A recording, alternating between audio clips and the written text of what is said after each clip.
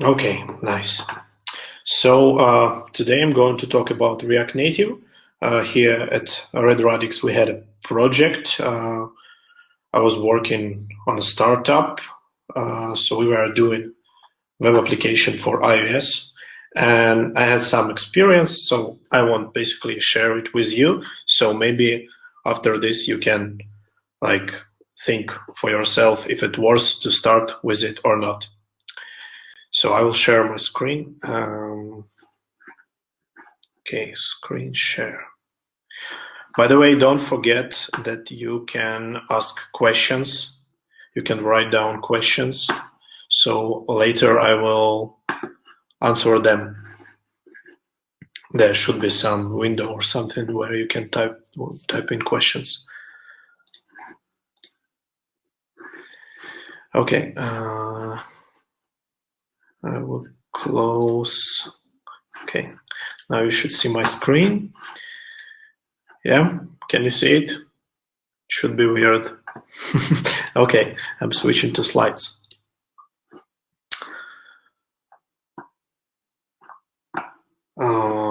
Just to check. Right now it's in full screen mode. Can you see it in full screen mode or not? Okay, good. So React Native. So as you probably know, that's React Native is a platform for developing mobile applications with JavaScript. But the important thing is that it's not web view, it's fully native views. So it's fully native application, but it runs partly on JavaScript. So a little bit of history. So first we had PhoneGap, Cordova, which is basically a web view, a native application which provides a full screen web view where you can basically wrap your website and ship it to iOS and Android and Windows Phone everywhere. So that's very cheap and fast way to get more users with your website from native devices, platforms, right? So there are also three main native platforms which runs on JavaScript. They are Tabriz.js. It's not very popular, almost like I don't know anyone who knows it, but it's there, you can try it.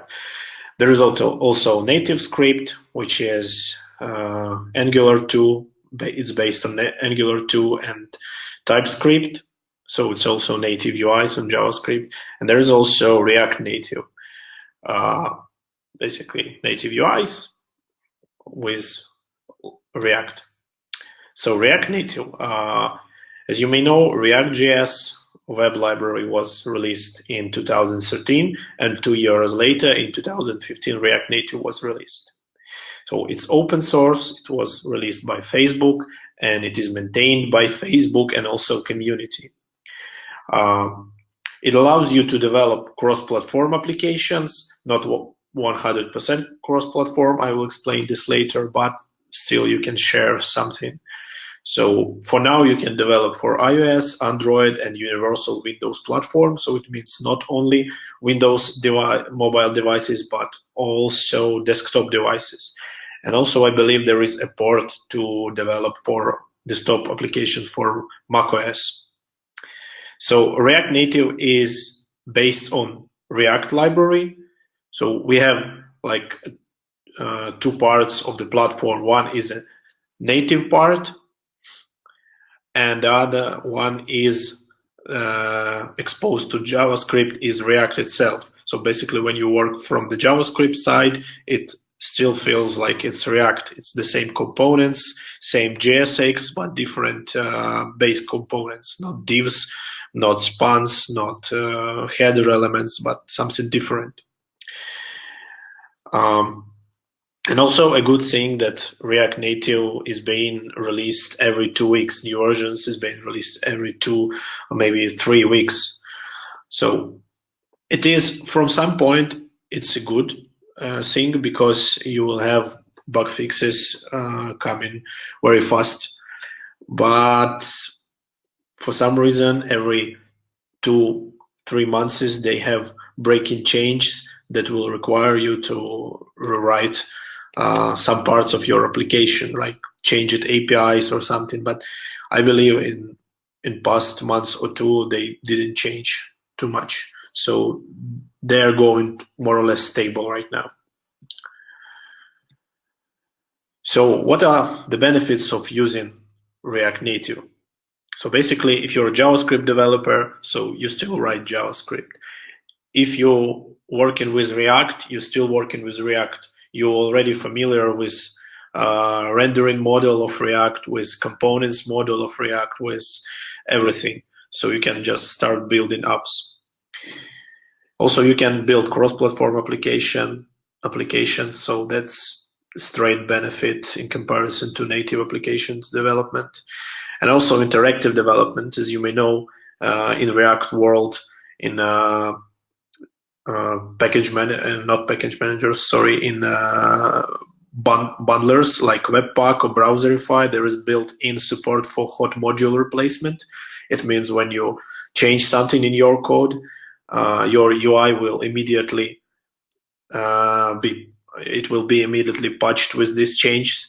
So it's like live reload for CSS, but your application do not reload entirely. Just those components are being patched with those edits that you do. So your application doesn't lose the state.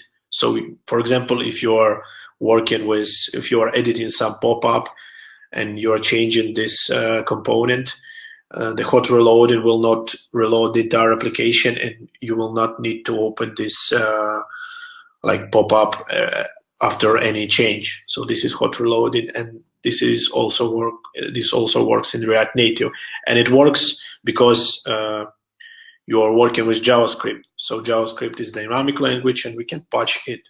So when you change native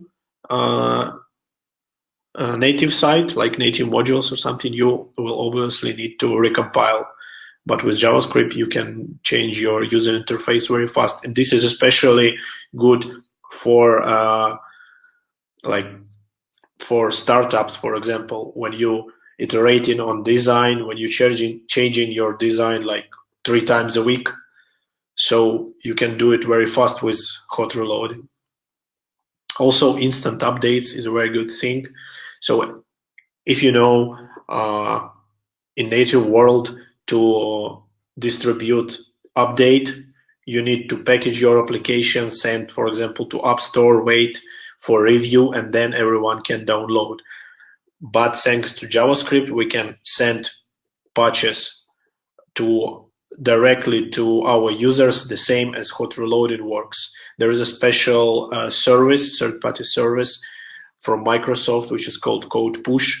You can connect your application, install special JavaScript library in your React Native application, and then you can use the CLI to make a deploy, and it will deploy a newest version of the bundle, JavaScript bundle, to all of your users.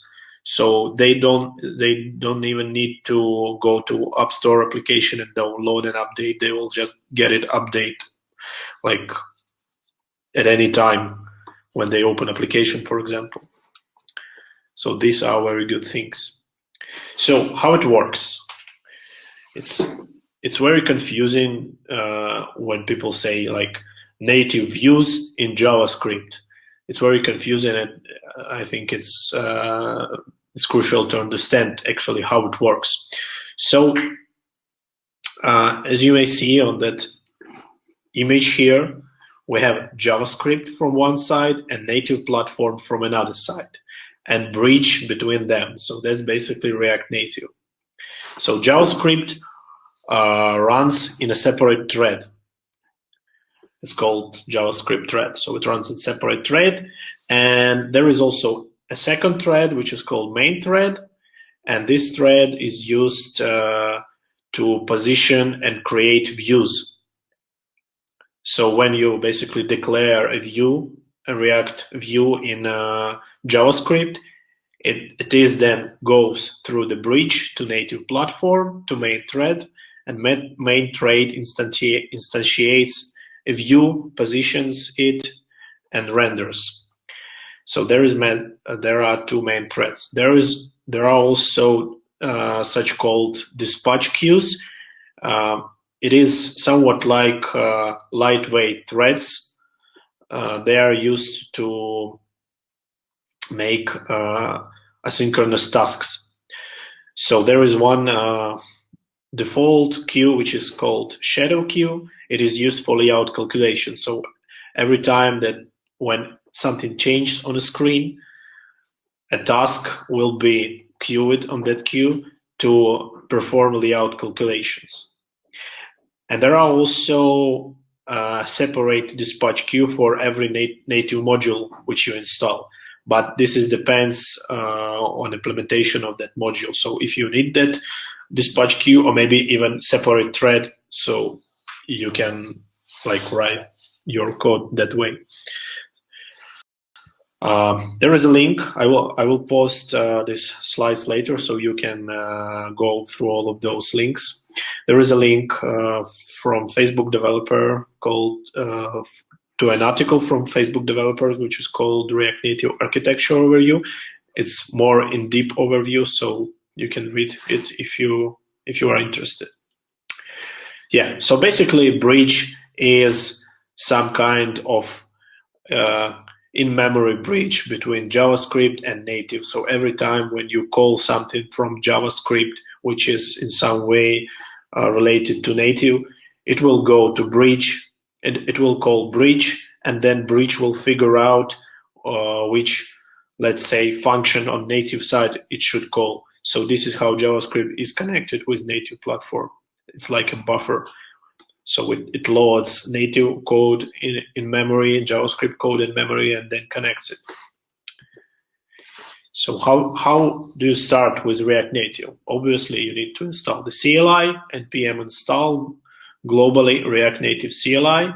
Then if you want to develop for iOS, you need Mac, you need Xcode, iOS device, simulator, and license to post applications to App Store. License is $100. But if you want to test your application on device, you don't need that license. You can upload your application from Xcode to your device for free and test it. But you still cannot distribute it without license. If you want to develop for Android, you need Java, Android SDK, Android device, and simulator.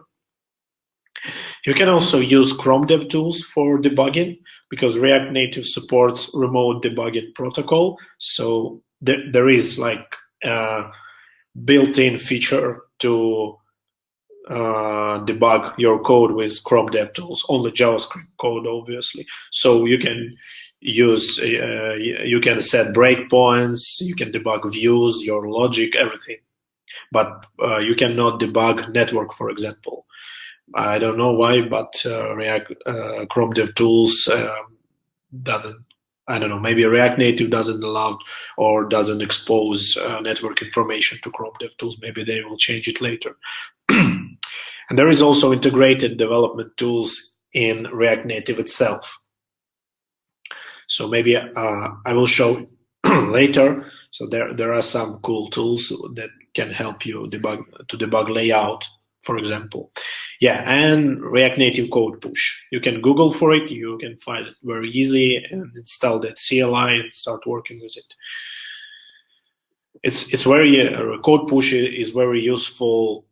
For example, when by the end of the day you need to show the update to your designer, to your manager, to everyone. So you can just push that update with code push to their devices, and they will get it and they can check it. So the feedback loop is very fast and development goes faster. So the sad thing is that there are no HTML, CSS, DOM APIs, or web APIs. So there are basically no web. There is just JavaScript as a programming language. There are no any web APIs that you may know. So, but still we can do a lot of awesome stuff. Let's learn how we can do it. So how do we work with views? if you worked with React before, you probably use JSX to render views. So in React Native, it's the same. It's the same components, the same JSX, the same virtual DOM, but virtual DOM and all native views, all views components are mapped to native views. So there are no divs, spans, headers, paragraphs, and so on. There are a set of base components which are cross-platform. For example, as you can see, view, text input, touchable highlight. Those are base components built into React Native, which are mapped to native views. So you can use exactly the same view on Android and iOS, for example. So you can have the same, like attributes, styles are passed into style, everything the same. Styles is a bit interesting because, as I said, there is no CSS, but there is a kind of CSS. They implemented a part of CSS and Flexbox on top of native platform. So you can still write kind of CSS, very restricted CSS, but in reality, it's not CSS. It's just native styled features is being exposed like CSS. So you can use background color, border radius, not much, but enough features to make a layout. Flexbox is also very limited, but it's also enough to make more or less complex layouts. As you can see, the styles are declared as an object. Oh, sorry. The styles are declared as an object with properties, and each property is another object of styles. So it's done this way because usually when you write a component, you have a module, JavaScript module, and you have one component per module. And also it's common to have the styles in the same module with this component. But in your component, you may have a lot of different views. For example, like here we have view, text input, and a lot of times you need to have styles for every of those views. So this is how you can group those styles into a single object, and then you can use styles dot the name of the styles, for example, styles for container, and pass to style attribute on a view. So you can use this the same way. You can use it like the plain object, but it's recommended to compile these styles before using them. So you can see that we use here module which is called style sheet. It's imported from React Native. So you do import style sheet from React Native, and you call method which is called create, pass an object, and it will compile those styles and will send them to native, and will give you back an object with all of those properties like container or button, but you will not find there an object of styles, but only numerical IDs, which corresponds to styles compiled on native side. So why did they do this way? As I said, there is a bridge. So imagine every time when you update component, it is being re-rendered, and every time you pass a plain JavaScript object into native view, it means that on every component update, on every re-render, React Native needs to take that JavaScript object, serialize it into a string, pass through the bridge, because we cannot pass JavaScript objects through the bridge to native. We need some common common protocol, so it's basically a string. We pass it through a bridge, then native platform needs to parse that string, and this is going to be on every update. So it makes sense to compile it once and then just reference to those styles by numeric ID. It will be much faster. So it's when you start your project, for example, you will not see any difference, but when you will have a lot of styles, you will see a difference, that's for sure. So yeah. Styling gotchas. Yeah, there is some interesting stuff. So yeah, use stylesheet.create to compile, to pre-compile styles. There is Z-index, but it's kind of cross-platform, and it was introduced very recently, but it's not working very cross-platform. There is some gotchas. For example, on Android it works fine, but on iOS it works not very good when you want to set different z-indexes on views, where each separate view is a child of another set of separate views. So you will not see basically the desired result. But yeah, you can still use it. But for example, in my experience, I never used z-index because most of the times Flexbox and position, for example, absolute was enough for me to create every type of layout.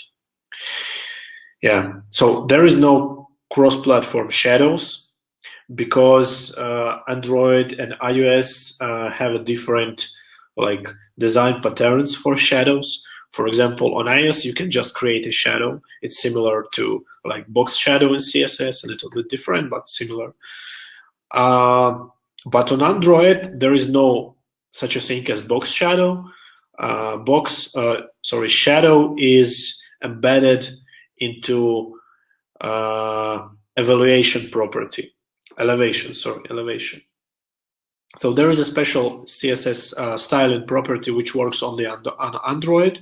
It's called elevation, and you can set elevation, which means the height of a view, or like let's say virtual height of a view above the surface of the screen.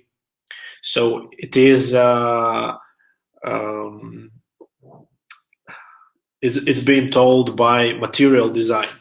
So in material design, you can do elevation of your views above the surface of the screen. So those views will then cast a natural shadow. So the same on Android in React Native. You can do elevation. You can virtually change elevation of the views above the surface of the screen, and they will cast a shadow. But you cannot set shadow separately from elevation. So that's a good thing to know. Yeah, and dimensions are set not in pixels, but in points. So you know probably that on iOS devices, for example, we have on the web, we have such a thing as pixel ratio. And for example, on iPhone 6, its pixel ratio is 2, and on iPhone 6 Plus, it's 3. So it means that, for example, if 2x, it means that in one virtual pixel, we have 2 physical pixels. So 1x, it's resolution of, iPhone 3rd probably, which is 320 by 480. So that's 1x resolution. But on iPhone 6, for example, it's 2x, so it means that it's 2 physical pixels in one virtual pixel. So this way, they made all dimensions the same on every platform. They are set in points, and those points are the number of those points are exactly the same as number of pixels on 1x resolution.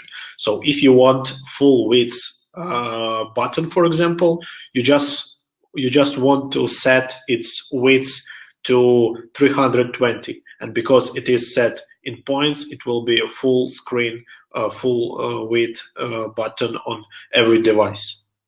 So that's a very good thing. Yeah, but in some cases you really want exactly 1 pixel, for example, border, 1 physical pixel. So for this case, you should use a special constant which is placed into stylesheet module.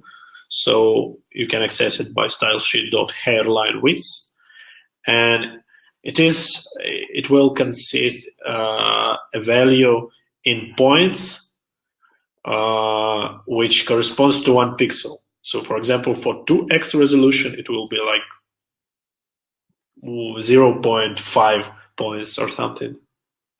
So I believe it is pre-compiled. It is like being set on compilation step.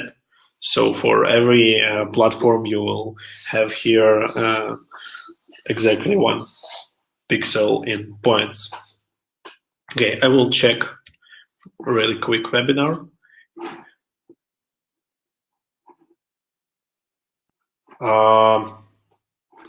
Can someone hear me? Okay, because there was a message that sound is not going. Okay, remember to post questions, so you will not forget any question, and I will answer them later. Okay, so events. Events are also interesting because there are no clicks on change, on submit, there are no such a thing, and you cannot set on click event handler, for example, on every view, because on the web we can set click for div, for span, for anything. But on native platform, we cannot do this. And this is a little bit weird, but after you work with it for a while, you will understand that it's actually a very good thing. So if you want to set event handler for a view, for any view like text or anything, you should use a special component which is built into React Native, which is called touchable highlight. There are actually 3 components. There are touchable highlight, touchable without opacity, and one more, but I don't remember the name. But the most the one that you will use the most is called touchable highlight. This component is a wrapper, so basically you need to write touchable highlight component, and inside of it you need to declare your view. So this component wraps your view and makes it interactable. So you can interact with it, you can press it, you can like force touch it if you have an iPhone 6s. And because it's called touchable highlight, it means when you touch it, it will respond with that native highlight when it's have like an overlay, like semi-transparent overlay or something. So this is how you can make views, text, or anything else touchable, actually. Yeah. So, but there are also sometimes there are cases when you don't want a view to be highlighted, but you want it to be responsive to interactions, because after this interaction you want to guide user to, I don't know, for example, into text view. For example, if you have a full screen view, and on that view you have an input field, and you want a user to be like a user. If you want a cursor to be focused on input field when user touches like anything on the screen. So what you will want to do is you will need to set up a special handler on a view, which is called onStart should set responder. It's something similar to event capturing in JavaScript on the web. So this way, you can say that when this view is being touched, it should be a first responder to this interaction. And in that, like in the callback, you can make like focus to some input field, for example. So that's a good thing to know about. Yeah, so APIs. There are some APIs that are polyfilled. They are wrapped with JavaScript and exposed in more or less the same way as we know them on web. For example, geolocation API, it works exactly the same way as it works on the web. It is native, but it is wrapped with JavaScript, and it gives us exactly the same APIs in the browser. So this way we can use it like we're already familiar with it, so we can use it like immediately. So you need to call navigator.geolocation.getCurrentPosition. So it's the same. There is also request animation frame, XML HTTP request, and fetch API. And there is no local storage, for example. So there is a special module which is called async storage. Async storage is like a wrapper for built-in key-value storage, native key-value storage in both Android and iOS. There is also wrappers for SQLite, which is also built into iOS, but I never worked with it, so I don't know. You should Google it. Okay, navigation. Navigation is important thing because it is very different from navigation which we do in web applications on a web.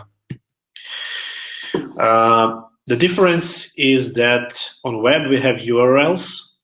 So when we define routing configuration for a web application, basically we are defining a tree structure, because we can have a route, and then in the root route we can have a couple of different routes like admin panel, dashboard, and in some of them, for example, in dashboard, we can have another route. So it is a tree structure. But in native applications, usually it's not such a complicated structure. Here is an example. If you take an iOS application, we have a screen, which is a current screen. Let's name it index, right? So on that screen, and basically on every other screen on iOS, you can see a tab bar in the bottom. For example, here we have 3 tabs. So when you press one of those tabs, you go to some other screen. And when you interact, for example, when you are switching between screens in a scope of one tab, you're switching between you're switching in linear structure. You're switching from one screen to another and back. So that's basically a stack. It's not a tree, it's a stack. The only thing that makes your routing a tree is like some main screen or something. So when you have 3 tabs, it means that you have 3 stacks of views of routes. So this way, it makes easier to work with navigation, and actually, like built-in Navigator in React Native, it's very dumb. All it does is maintains the stack of those routes, which are basically JavaScript objects, where each object describes in some way a route, and the shape of that object is dictated by you. So you can place there some information, titles, component which you want to render, and everything else. So this component is called Navigator. This is built-in Navigator. And this is how it works. So what you have here is 2 attributes. One is initial route, where you pass an object which describes an initial route which you will see on a screen when you start your application. So for example, here it's a common way to pass a title or a name of the screen which you will show in a navigation bar, and a component. So that's basically a layout which you want to render for this screen.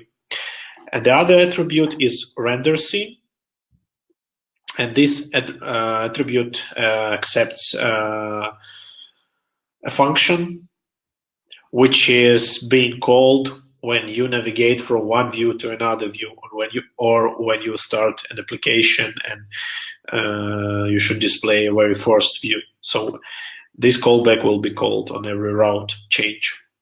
And it will receive a route, which is this object, and instance of Navigator.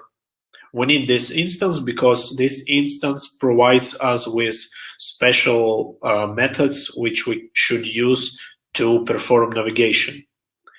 So this way we can extract layout component from route and render it here, return it and render. So when this function render scene returns a component, it will be rendered. And then we can use methods from Navigator to perform navigation. So there are a lot of those methods, but you can find them on in the documentation. Documentation is very good. I mean, official documentation. So if you want to go to the next road, you should use the special method which is called push, and you should pass there an object which describes the next route. You can also use pop. It's the similar like JavaScript arrays. We have push and pop. So pop goes back. There are also something like replace, and then replace the whole stack, and also get the whole stack. For example, you can extract the whole stack of routes, like the history of all routes, as an array with get all stack method, and you can save that array somewhere, for example, in a sync storage. And then when your user will kill the application and start it again, you can take that history of routes, put it into Navigator, and user will be on exactly the same route, and he can still go back even if he killed the application. So that's how you do it. Yeah, so navigation. No nested routes. Navigator maintains a stack of routes. And also it runs transition animation between screens. So basically, if you don't need, for some reason, because usually you always want those like, beautiful animations between screens. But for some reason, if you don't want animations, then it means that you don't even need the Navigator, because it is just maintaining an array of routes. So you can easily make your component which will have an array of routes in a state, and you can update it. Actually, there is no way in Navigator component to make transitions without animations. Yeah, and Navigator has imperative API. It means that when we want to perform a route change, we need to call those methods explicitly. So this is not very good in terms of React Native, of React rendering model, because in React everything is declarative. Basically, if we want to render something, if we want to change something, we do it with declaring a component and passing some callback functions. So Navigator requires you to wrap those methods in some components, like link component, for example, as in React Router, if you want to make it declarative. But it's perfectly fine to use it this way and call those methods in event handlers, or maybe in lifecycle methods. Yeah, but there is another built-in Navigator which is called Navigation Experimental, it's experimental, but it's more or less stable already. And it's a better navigator because it provides like more control on navigation, and you can do complex navigation. You can create like routing inside of the routing, so you can maintain routes inside of some another route. For example, if you want some, I don't know, like embedded screen or something, so you can use this. Yeah, and the important thing to take out is that when you start in a new project, the first thing that you should do is think about how you would implement navigation in React Native application, because it really then will impact the way how you structure your application, how you structure view, how you perform routing. So I would recommend sit with your designer and talk about all possible ways of navigation in your application. For example, you can use Navigator for simple navigations like tab bar with tabs and stack of routes inside of each tab. But if you would have, for example, a possibility that there will be a button, for example, here in some view, which will lead user to another tab and some view and some screen in another tab, so it will be a little bit hard to implement with usual Navigator component. So this is why you need to understand every possible case before implementing or choosing routing. So I would recommend to check navigation experimental, and also there is a router which is built on top of navigation experimental. I believe it's called React Native Navigator Flux or something like that. It provides even more features which are built on top of navigation experimental. Okay, animations. There are two types of animations in React Native. The first one is called layout animation. This is like the simplest animation, and it is the fastest animation, but it is uncontrolled animation. So how it works? Like if you want to animate some change on a screen, let's say, for example, that you are changing the position of the button, like it should go from not a button, but for example, a switch control. Yeah, when you click on switch control, the handle should go from left to right or from right to left. So this is how like you animate it. Yeah. So if you want to change this position but animate it, you can use for this layout animation, for example. So when you update a position of the handle in the button, you basically usually you will update some local state which will correspond to a next position of that button, like left property on a state, which will then be passed into style attribute on the button. So, and if you want to make this, like if you are okay with uncontrolled animation means that you cannot delay this animation, you cannot stop it, you cannot interrupt it. You can just start it and then it will go to the end and you cannot do anything with it. So if you're okay with this type of animation, you can do like this. When component is going to be updated, so we should use component will update. We can set up a layout animation. So you should import module which is called layout animation, call configure next, and pass an object with configuration. This object is configuration of the animation, like duration of animation, easing of the animation, and so on. So And when you set up this like animation, when you configure layout animation before update, and after update, when a new layout value, for example, left, will be set on a button, React Native will see that we configured an animation on next layout change, and there was layout change. So it will take those layout changes, like starting value and the value with which we updated style, and it will interpolate between starting value and end value. So this way it will like do animation, and it will happen completely on main thread, on native thread. So that's why you cannot control it from JavaScript.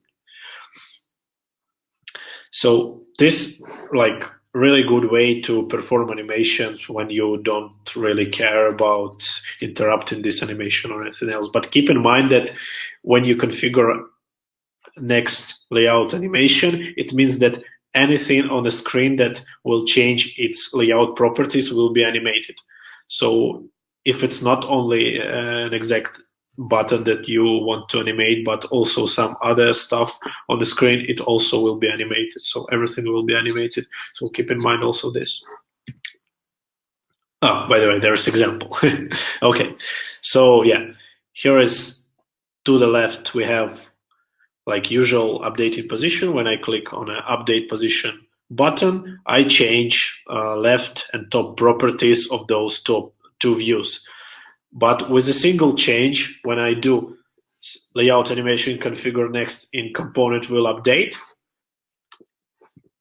it's the single change that I made. I still set the same like top and left values, but you see that the components are animated, the views are animated. So this is how it works. Another thing is animated module, and it is you should use it for controlled animations. It provides like more sophisticated API for doing animations. You can do timeline animations, you can chain animations, you can interrupt animations. So basically, it's like it's full of different tools for doing animations. How you work with it? You create a special value, an instance of animated.value object. You pass some value, for example, 0. So it means that we want, for example, initially we want an opacity to be 0. And then we use a special view called animated.view, and we pass opacity to style. So animated, let's say, view under namespace animated, it's a special view which is optimized for animations. So initially it will be 0, but then, for example, on some button touch, we fire timing, animated.timing, we pass a reference to this value, and we say that we want it to be animated to 1. And also we can set a duration here, and then we call start. And this value will be interpolated from 0 to 1 during that duration that we set here. So, and then when on every update, we will pass this value here, it will be rendered and animated. And those animated animations, sorry, those animations were more or less fast, but recently they moved like almost entirely anything from JavaScript to native. So animated animations are still controlled from JavaScript, but they are almost entirely performed on native thread. So they are very fast and like they feel very native. you can do a lot of animations at once, and they will be performing very good. Okay, next, animations. Animated, so controlled animations, controlled from JS thread, and for sure imperative API, the same as layout animations and Navigator. By the way, a lot of components, built-in components in React Native have imperative API, but it's usually very easy to wrap an imperative API into another React component to provide more declarative way of using it. So then you can compose those views and APIs in a better way. Performance. There are some interesting points about performance. For example, graphics. If you have some icon on the screen and it should be like 10 by 10 points, for example, or in this case 75 by 75 points, but in reality you have an image which is 300 by 300 points, and if you scale that image in runtime, basically if you pass that image into image component as a source and set width to 75 by 75, so it will be scaled at runtime. And if you will have a couple of those images on a single screen, the scrolling performance will be not good. It will be like really bad. So it means that if you want to use an image at certain resolution, you should include that image at exactly same resolution. Yeah, but if you're using icons, for example, you can use SVGs, because with SVGs you will not have a problem with using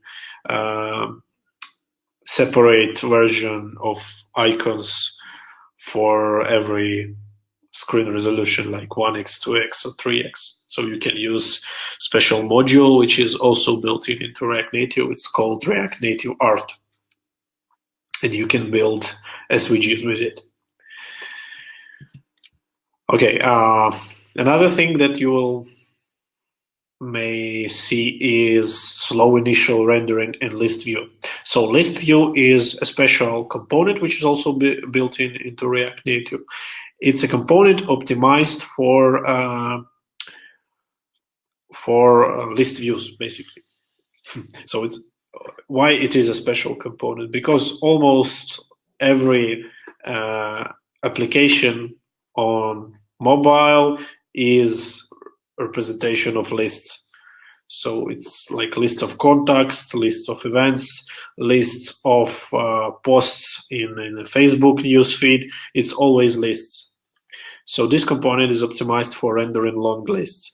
But sometimes when you have really a lot of those items in a list, it can be more or less good, but initial render will be slow.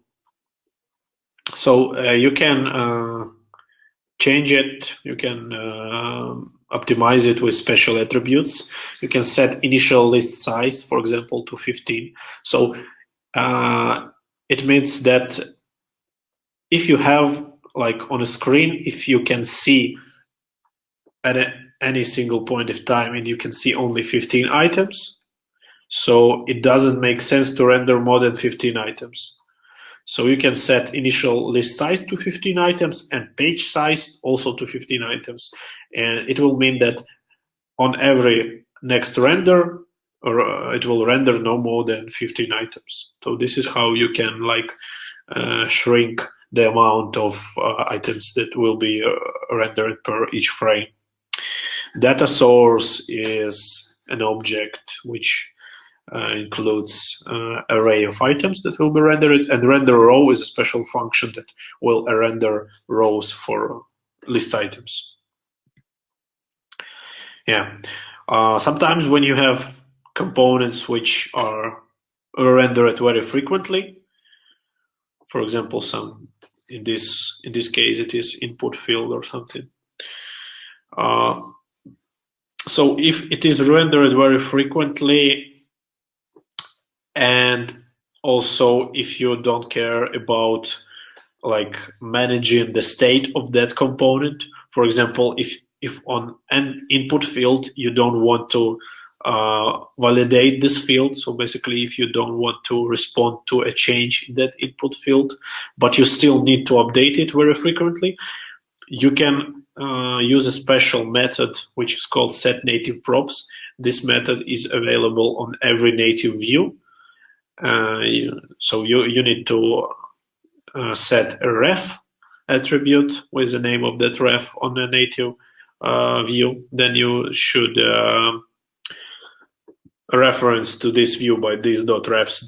The name of the ref and call setNativeProps and pass a native property which you want to set to that native view. So it means that React will set the property, in this case text, directly onto native view, and it will not do it through like React components or JavaScript and blah blah blah. It will set it directly on native view. It will set it directly like through bridge without caring about JavaScript. So that's why it will be uncontrolled and you cannot control it, and you will not get like on change or something like that.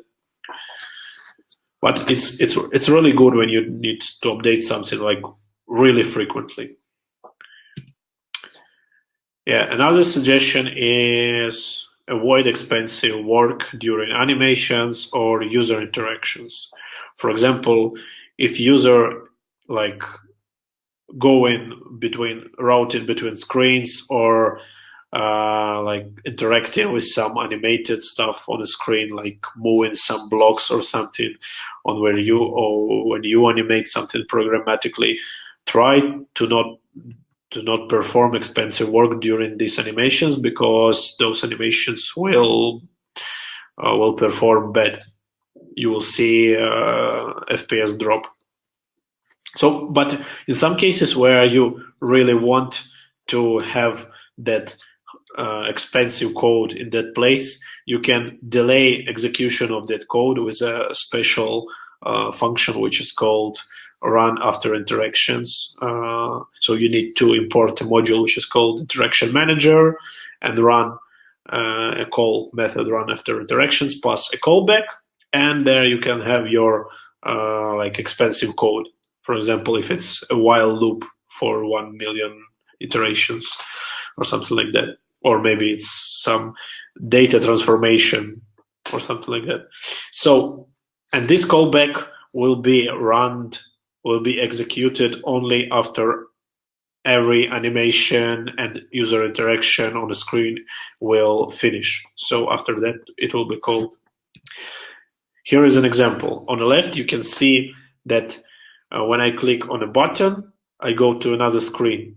But on that screen, which is coming to this, on that view, which is coming to the screen, on that component, in component did mount lifecycle method, I have some expensive computation. But the thing is that that expensive computation doesn't run immediately. It runs like in after 100 milliseconds. So you see that when I click on the button, the view comes in, and then after 100 milliseconds, when it is partially visible, that expensive computation will run, and that's why the view will hang for a little. So we can avoid this by wrapping that expensive computation with interaction manager run after interactions. So the transition will go smoothly, and when animation will end, that expensive computation will be executed. This is very useful, for example, when you're switching onto a screen which requires some data from the server. So in component did mount, for example, you are doing fetch, but in some cases the data can the data can be loaded much faster than the transition will end, because transition usually goes like 300 or 400 milliseconds, I don't remember. But sometimes network is fast, so you can get your data before this. So, and if you will get your data before animation will end and you will start working with this data and trying to render it, you will see that like bad performance on animation. So that's why you should use interaction manager. Okay. Cross-platform development. So the thing with React Native is that they say learn once and write anywhere. So it's a little bit different from Cordova and PhoneGap, where you can write once and run anywhere. So why it is different? Why you cannot write the 100% code for both platforms?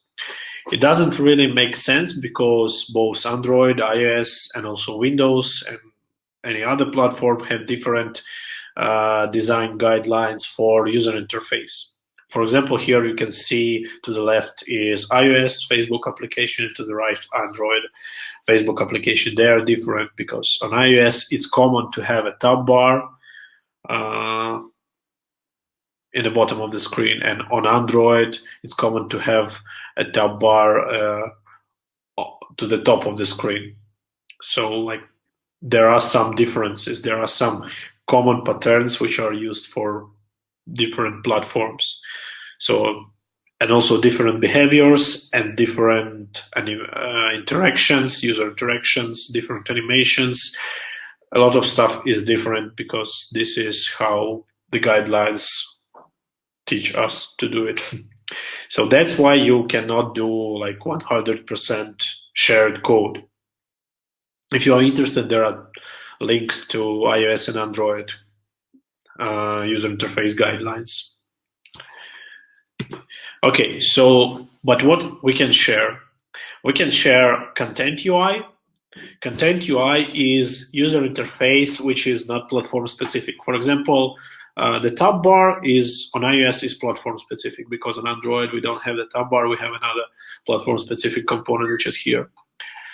But we have Content UI which is independent of the platform. For example, on Facebook you can see this news feed. It is exactly the same. So it is just content.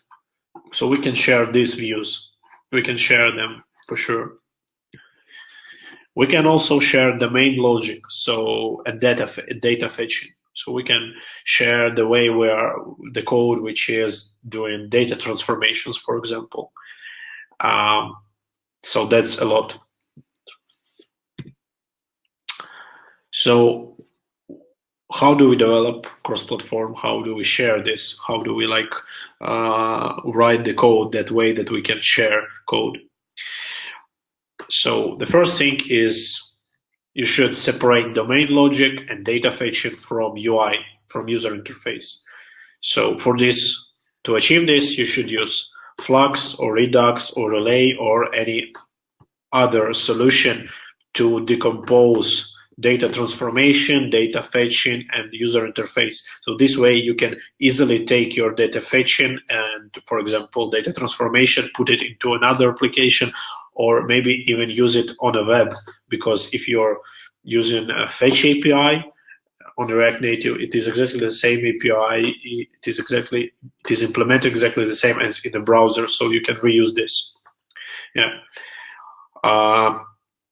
If you want to use native module, if you need to use native module, try to find packages on NPM that provide both Android and and iOS native modules. So basically, a native module, it's an NPM package with code for iOS, code for Android, and with some JavaScript code which wraps those native modules. But if you have some platform-specific components, you can divide them by files. You can use a special suffix. For example, on iOS, it's .ios. On Android, it's .android. But in your code, you can require this button just as button component. You don't need to specify this suffix. But on compilation step, React Native, the packager inside of React Native, it will figure out that we are building for iOS, so it will take button.ios.js.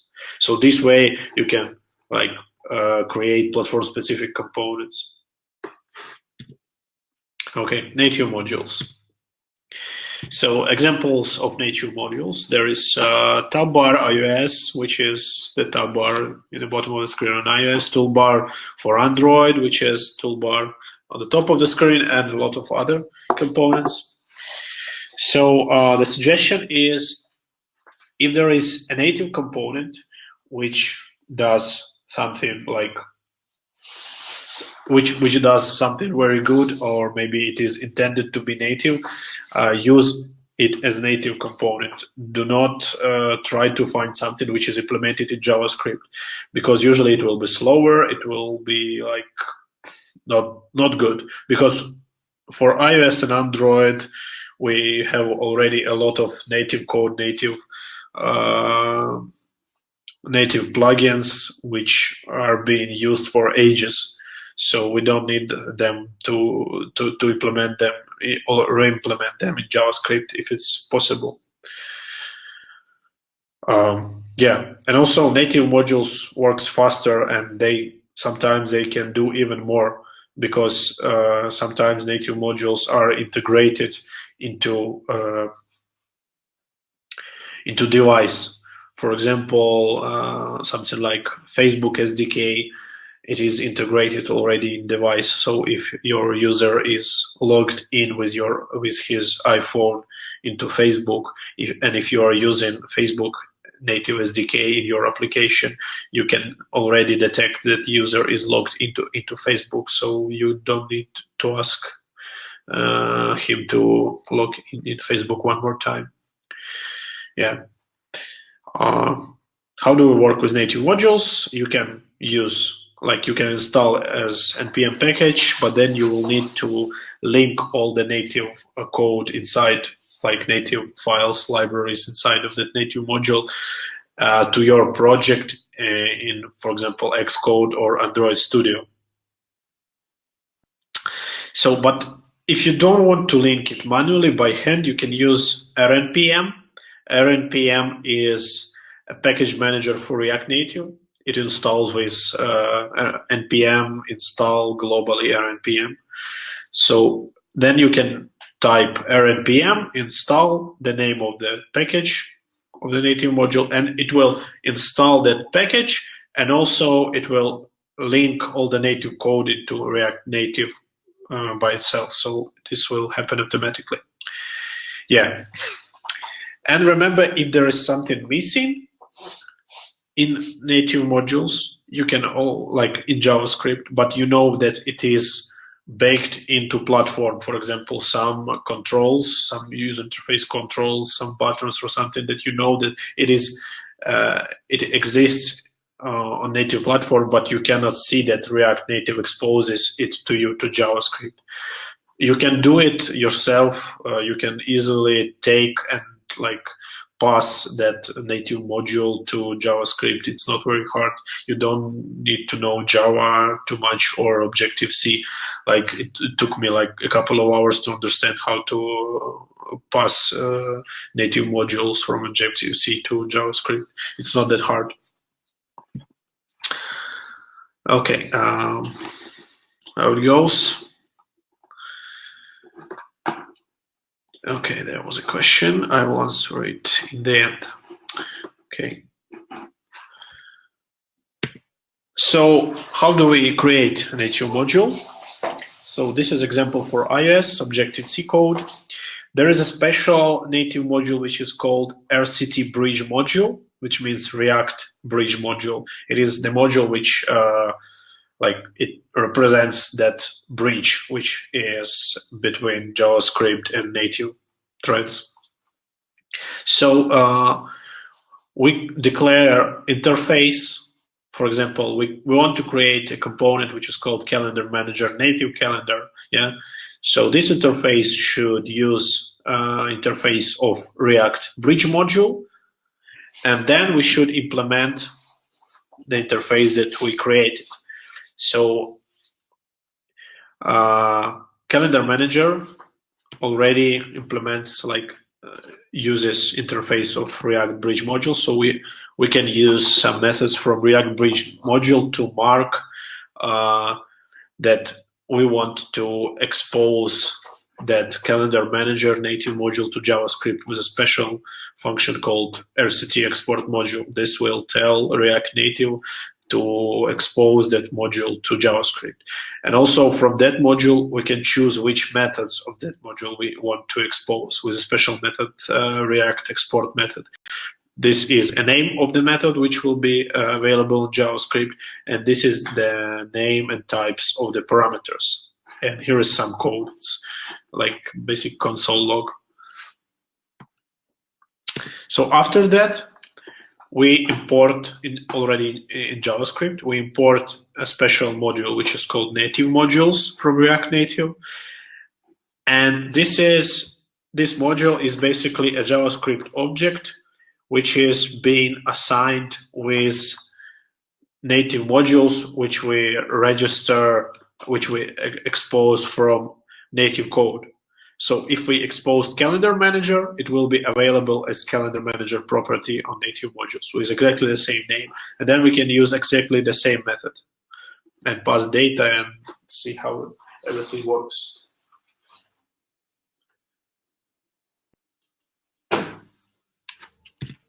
Okay, security.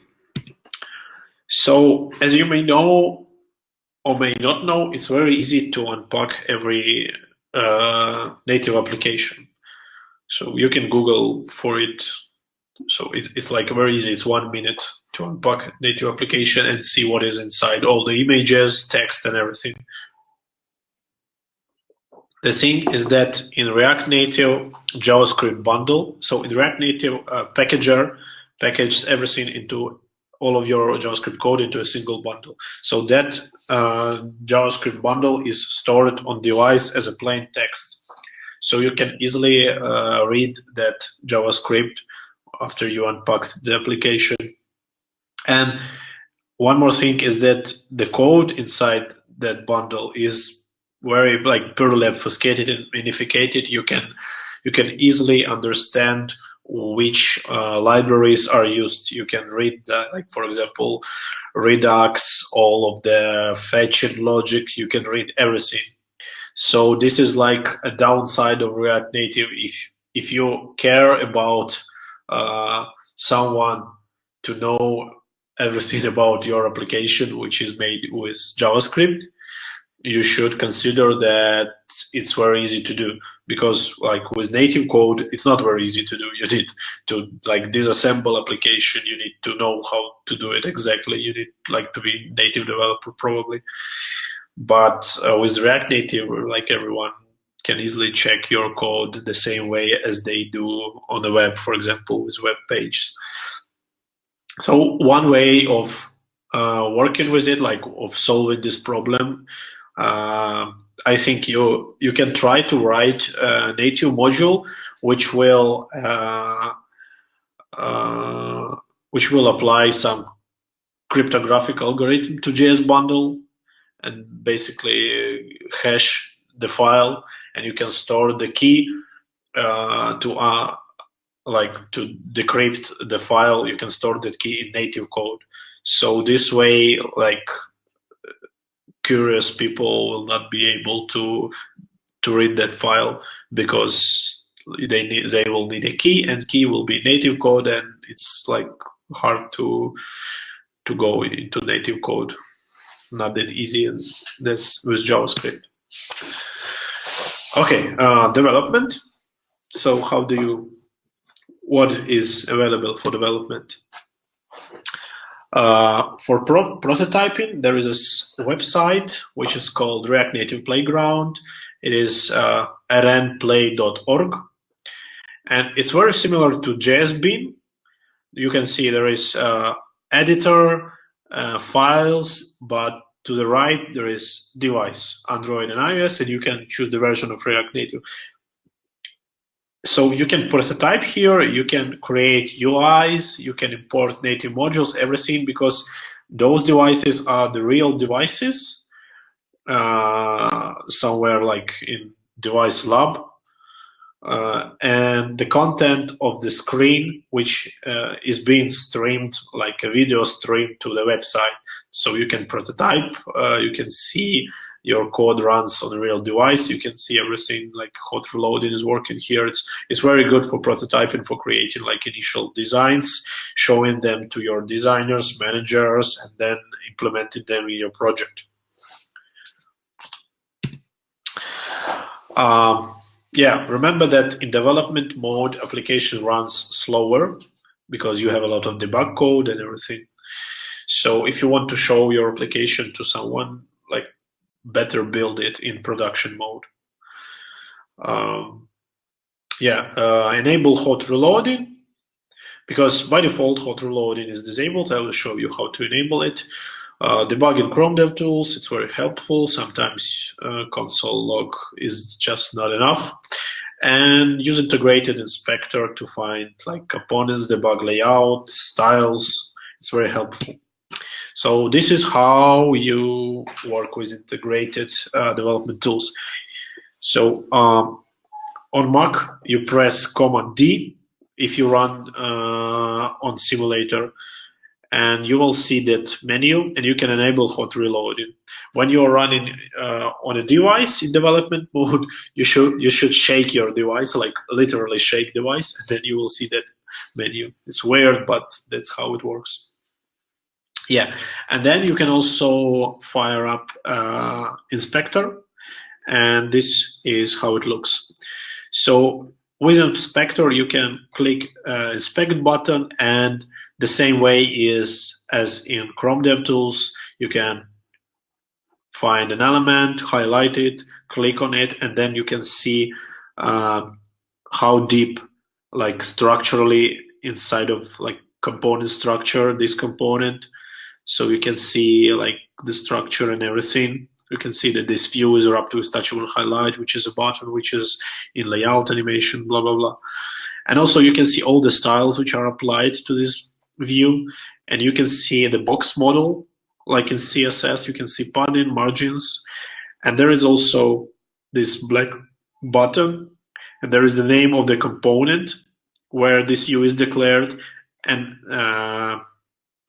the line number. And when you click that black button, your editor, your IDE will be opened with the same file on the same line where this component is declared. So that's very like cool for cases when you were working on some layouts a couple of weeks ago and you don't remember where it is. So you can very fast, very easily to get to those views and start editing them. There is also a perf button. It will enable a small screen with some FPS debugging stuff.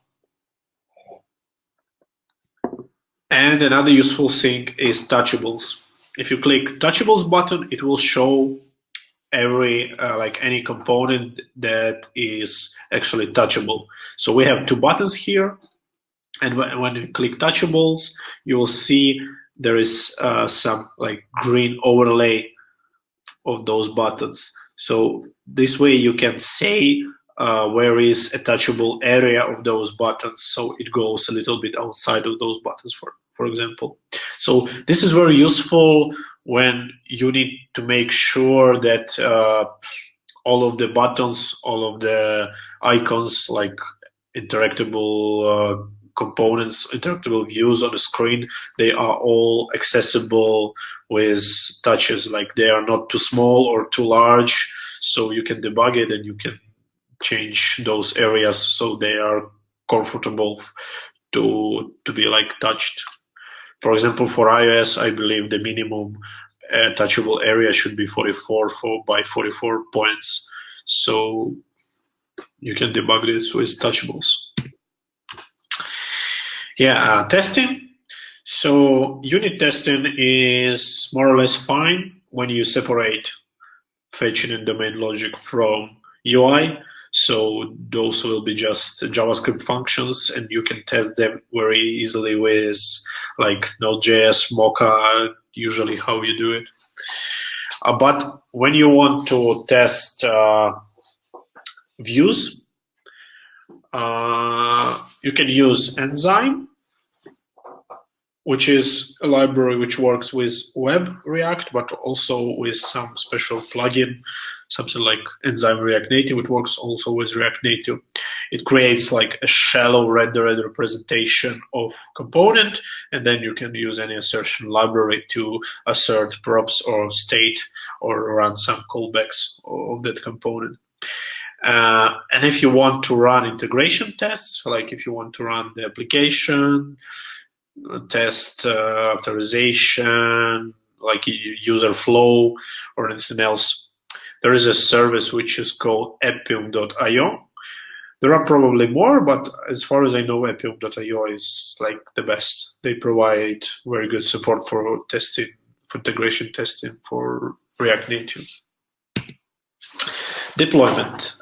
So here is the only suggestion: use code push4 to deliver JavaScript and assets. Yeah, by the way, with code push you can deliver instantly not only JavaScript but assets, like any type of asset, image, music, SVG, anything. You can push it directly to your users. Yeah, so are we there yet? Is it like the final step of JavaScript on native? So current state of React Native is, it is in active development, is in very active development. It is baked by Facebook, so I think it means that it will evolve for a long time. Documentation is very good. Recently they rewrote documentation. It is very good. You can like read about everything on official website. But the quality of modules produced by community is somewhat questionable because there are a lot of like really shit code. So before you install some random package from NPM, make sure you read the code inside of that module, because sometimes, for example, when it's a cross-platform native module, you can find that some features for example, Android or iOS, they are not basically implemented. There is like dummy module or something. I had a case where I used native sharing module for native sharing, you know, that pop up, for example, on iOS, where you can share to Twitter or email or something. So it was implemented fully for iOS in that package, but for Android, there was no callback for error handling. So this is why you should check how those modules are written. Or for example, if this is JavaScript module, which is doing some performance stuff, like, I don't know, something crazy, but you should check that it really written in like good way. Yeah, so there are a lot of issues. There are a lot of small issues, very annoying issues, like with you cannot set line height inside of the multi-line text field or something similar. But they are fixing them, like more or less fixing, yeah. Yeah, but they already, like, community already built a lot of great apps. There are apps from SoundCloud, from Discovery Channel, from, I don't know, who else? Facebook Ads Manager also built with React Native. There are a lot of stuff already built with React Native. And there are a lot of like components platforms for React Native. For example, Exponent.js. This is like a set of components. I believe a couple more, but I don't remember the names. So you can basically take those components and use them directly. It's like Bootstrap, but for React Native. Okay, what's the future? What should we expect? Where React Native should go? So when I started working with React Native, I also started making myself familiar with Xcode, and I found out that Xcode is good, like is really good for development, because it's basically like Photoshop. You have all those little like buttons and everything. You don't need to write a lot of code for user interface. You can just place a button, like drag that button to increase the size. So and this is much more fun and much more efficient. So we need something like that for React Native, and there is an IDE called Deco IDE.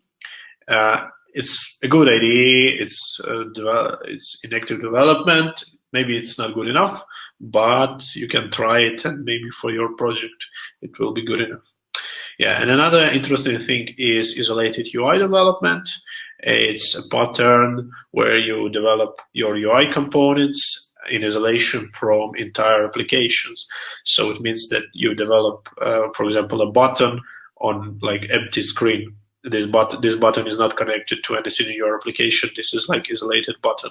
And developing interfaces in this way really helps you to develop reusable components, because if you develop this component the way that it is isolated from UI, it means that it is like not dependent on anything, so you can reuse it. So there is a lot of libraries to provide isolated UI development for web, for React, but for React Native not much. For example, React Storybook, I believe they have like a project React Native Storybook or something, so you can also try this. And this is also good for creating component libraries, like live documentation. If you have a lot of similar projects which are using the same components. Yeah, and also better performance, because performance is really good, but sometimes it could be better. And more platforms support, it's obviously a good thing to have. And the main thing that I learned for myself when I started working with React Native as web JavaScript developer, that you should learn a lot of about native mobile development, because native developers, they already know how to do a lot of things and how to do them properly. But as a JavaScript developer from web, I started with implementing things the way I already do it on web, but on native it works completely different way. So it's good to have some friend who is doing native development, so he can like teach you how to do it better, properly, or like go to Stack Overflow and read how someone implements some special case for you a proper way, and then you can do it, like replicate this in JavaScript or something. Yeah, there is an interesting slide. I don't remember from which presentation, but I took it.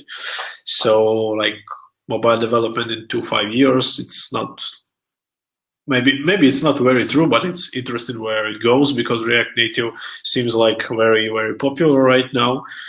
So it's not obvious where it will go in 5 years, but still, it seems like with React Native we can develop much faster, because we have all of those code push and interactive development and blah, blah, blah.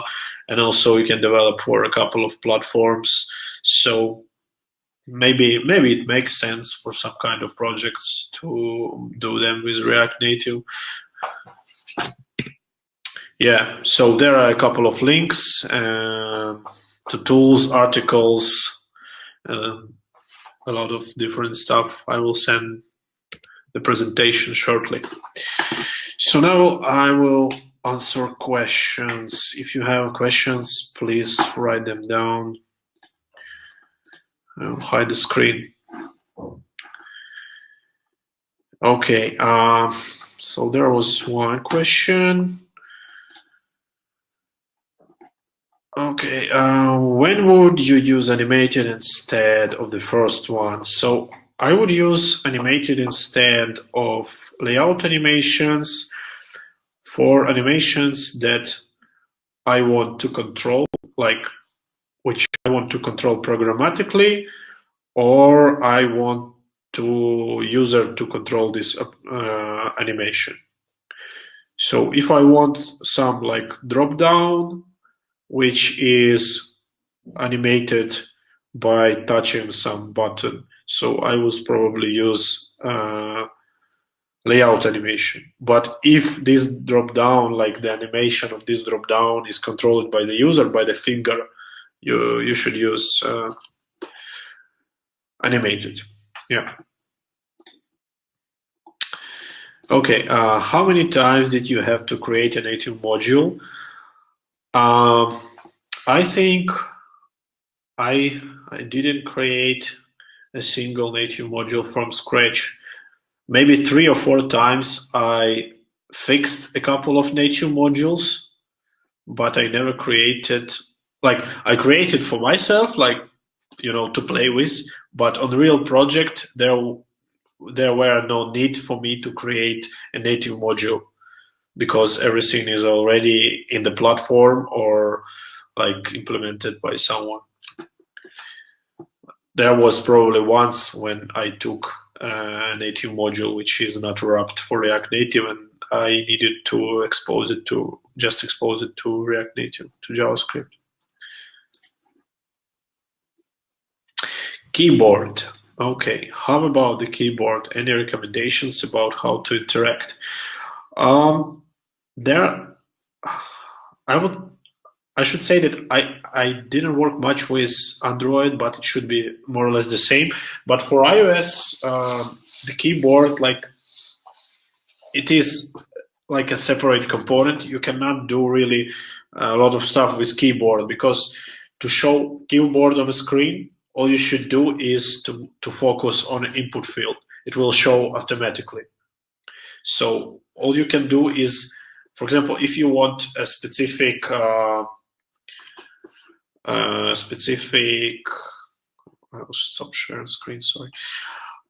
So if you want a specific type of a keyboard, for example, numeric keyboard or email keyboard, or like keyboard with decimal point or keyboard with something else, usually, like, you don't need there is no like keyboard component or something. You should declare special attributes on input field which will tell the keyboard like of which type it should be. I never used custom keyboards. I don't know how it works, but you probably can use some like native modules for custom keyboards. There is a trick point with that feature, like in messengers, when you hit an input field which is on the bottom and keyboard goes up, and that input field should also goes up.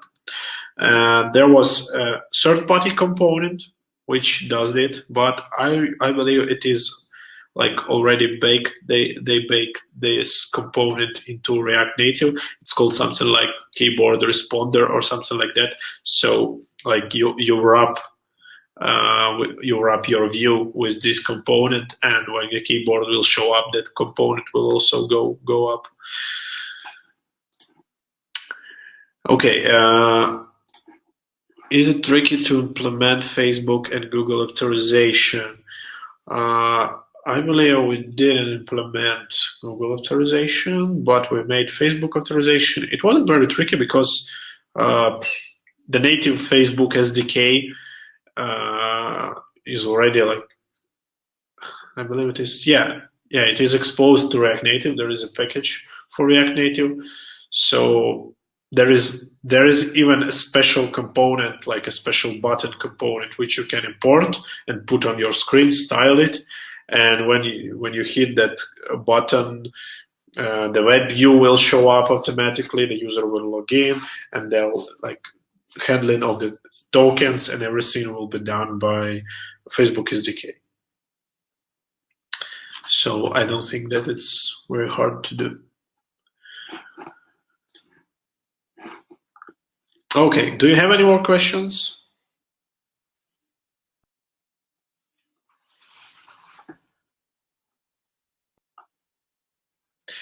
About the security, okay, I'll start answering. About the security, do you know any React Native module to do that encryption? No, I think I didn't even try to search, but you can try. I don't really think that someone is really concerned about this in React Native, because I tried to unpack a couple of applications from like a big companies, and all of them were like plain text. Nobody like did it. Like nobody encrypted those. So I don't know. Like if you have something really like some code or some stuff that you want to make secure, you should probably even not put it into your even native code. Because if someone wants to get something from your application, if it's even native code, they can get it. There are ways to make it. So if this is something like very special, you should put it on a server.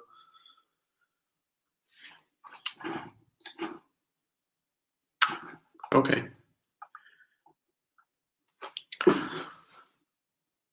I have like 10 minutes more, so if you have any more questions, please feel free to ask.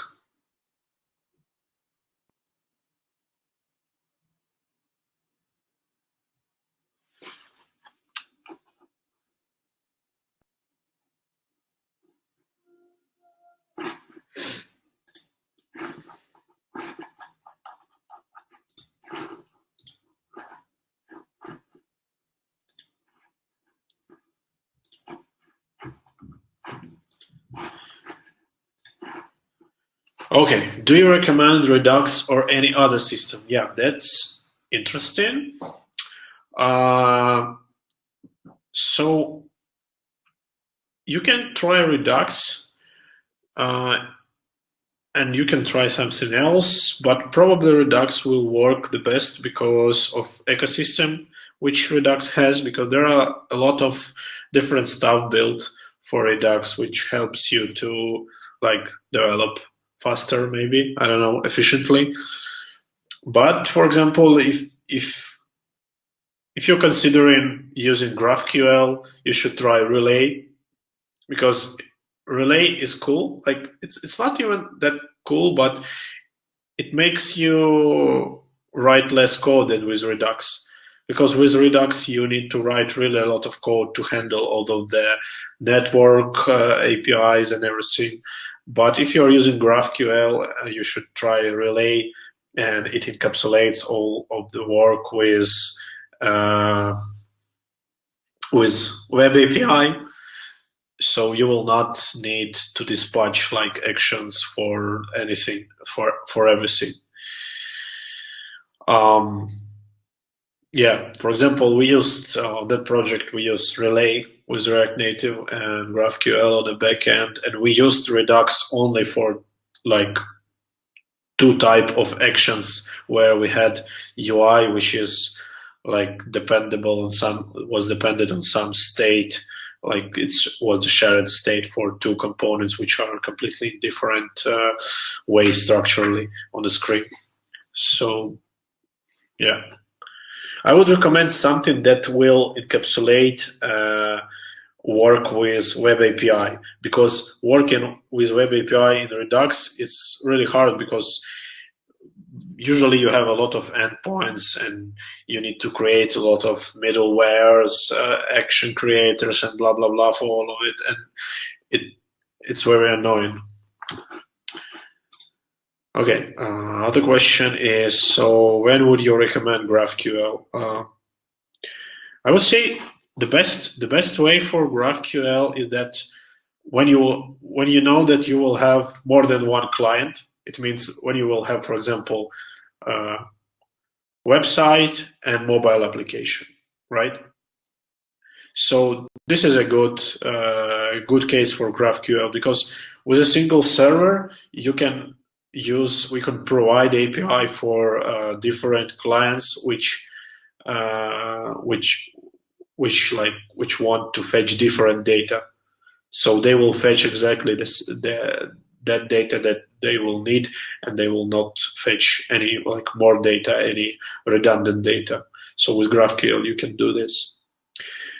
And maybe it's even interesting to use GraphQL even if you don't have multiple clients, because you can still like specify a schema on a server, and then when the schema is specified, you don't need anymore to go to server to change something, because then you should change only queries on the front end or in your React Native applications to fetch like additional fields or disable additional fields. You don't need anymore to go like to server code. So that's also very interesting. I would recommend to watch videos from Full Stack Fest. It was in Barcelona recently. So there was a guy from Facebook talking about GraphQL and the future of GraphQL. So you can see what they are doing with it, and it's getting very interesting. They're doing WebSocket synchronization, a lot of cool stuff. So it's worth to try, but I would recommend to not try it on a project which doesn't really need it. So first find a really good use case for it.